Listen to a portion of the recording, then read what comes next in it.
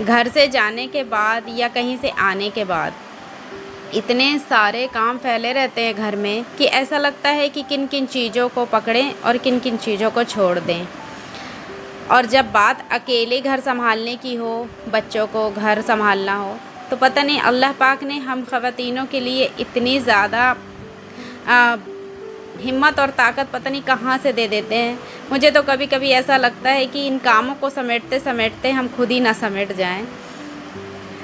अस्सलाम वालेकुम जी, welcome back to my channel Nazneen blog and recipe.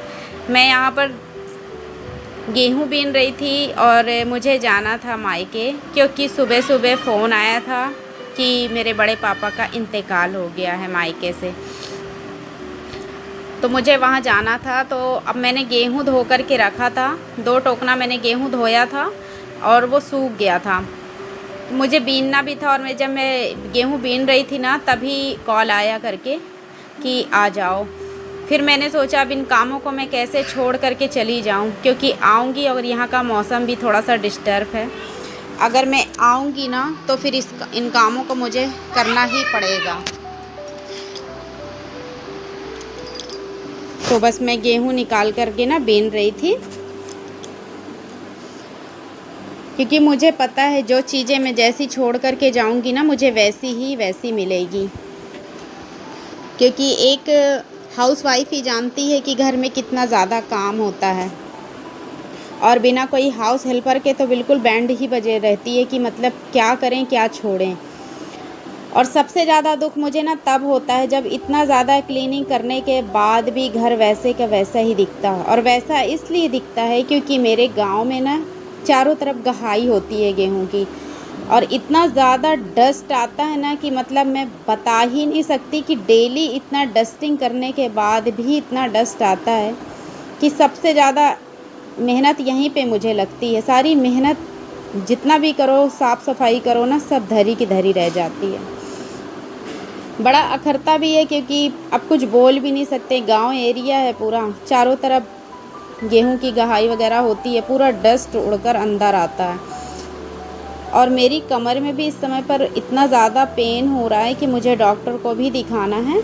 और मैं अभी धनपुरी जाऊंगी ना तो मैं डॉक्टर को भी दिखा करके आऊँगी। तो हस्बैंड ने कहा कि तुम यहाँ का जब तक काम समेटो, मैं आता हूँ। तो वो कहीं चले गए थे कुछ काम निपटाने के लिए, और बच्चे ना नाश्ता कर रहे थे। अभी मैंने नाश्ता नहीं किया है। मैंने सोचा कि एक बार अच्छे से यहाँ पर क्लीनिंग कर दूँगी। वैसे सुबह उठी थी तो मैंने चाय टोस्ट वगैरह थोड़ा बहुत खा लिया था। एक बार मैं अच्छे से पूरा घर की साफ़ सफाई, पूरा झटकार फटकार के पूरा झाड़ू लगा दूँगी। और मैंने ना आज तनिष को दे दिया था कि तुम पोछा लगा दो करके। कौन कहता है कि बेटियाँ बस माँ का सहारा होती हैं। अगर बच्चों को भी अच्छी शिक्षा दी जाए, अच्छी तरबियत दी जाए ना, तो बेटे भी बहुत ही अच्छे, बेटियों से भी बहुत अच्छे होते हैं बेटे। जो काम बेटियां करती हैं वो बेटे भी कर सकते हैं। बस ये है कि माँ बाप उनको कैसी तरबियत दे रहे हैं, उनको कैसी तालीम दे रहे हैं, इस पर डिपेंड करता है। माशाल्लाह तनिष जो है ना, वो घर में रहता है तो मेरे से एकदम छीन लेता है, मम्मा मैं पोछा लगाऊंगा करके। और बहुत साफ़ सफाई से पूरे घर का वो बच्चा पोछा लगा देता है। आप लोग दुआ करिएगा मेरा बेटा खूब अच्छा है, अल्लाह पाक इसे पढ़ाई में खूब तरक्की अता फ़रमाए, क्योंकि बहुत ही अच्छा बेटा है मेरा ये। जितना भी यहाँ पर हो सकता है ना, मैंने धीरे धीरे करके सफाई कर ली थी। और मैं सबसे ज़्यादा एक्चुअली मैं जा रही थी इसलिए मायके, क्योंकि मुझे ना डॉक्टर को भी दिखाना था। कहते हैं ना कभी कभी छोटी छोटी गलतियाँ भी हमें बहुत बड़े बड़े कारनामे करके दिखा देती हैं। एक बार मुझे ना करंट बहुत ज़ोर से लगा था तो मैं ना गिरी थी जब मेरे कमर में थोड़ा सा चोट आई थी। लेकिन उस समय पर लड़कपन ही समझिए, उतना ज़्यादा दिमाग नहीं था, मतलब उतना ज़्यादा मैच्योरिटी नहीं थी। लेकिन अब जैसे जैसे एज हो रही है, अब समझ में आ रहा है कि वाकई में पेन क्या होता है। तो बस हो गया, बस जाऊंगी तो दो तीन काम है वो सब निपटाऊंगी। क्योंकि एक जगह मेरे रिश्तेदार में शादी भी है, वहाँ भी जाऊंगी। और मायके जाने का तो कुछ खुशी ही अलग होती है।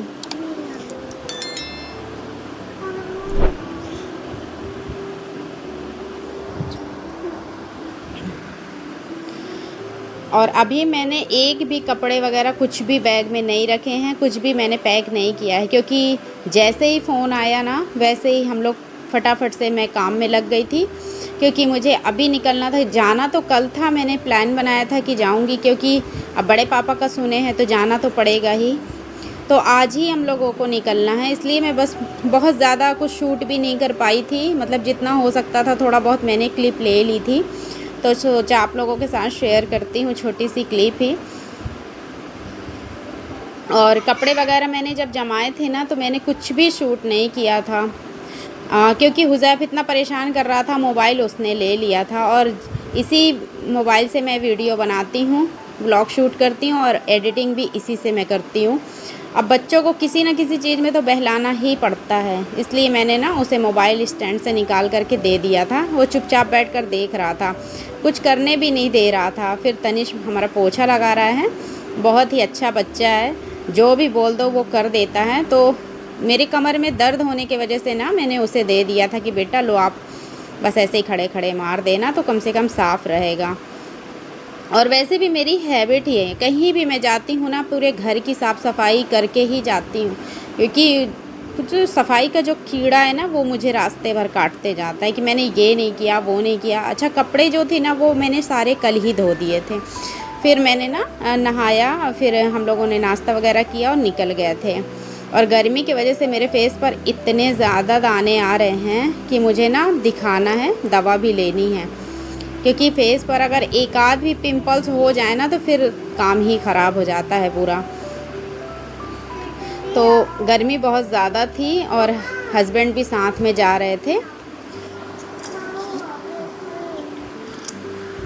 और शाम को ना शादी भी थी, वहाँ हम लोग गए थे, काफ़ी इन्जॉय भी किया हम लोगों ने, बहुत मज़े किए। तो फ्रेंड्स, अगर यहाँ तक मेरी वीडियो आप लोग देख लिए हैं तो प्लीज़ मेरे चैनल को लाइक करें, शेयर करें और सब्सक्राइब करिएगा मेरे चैनल को।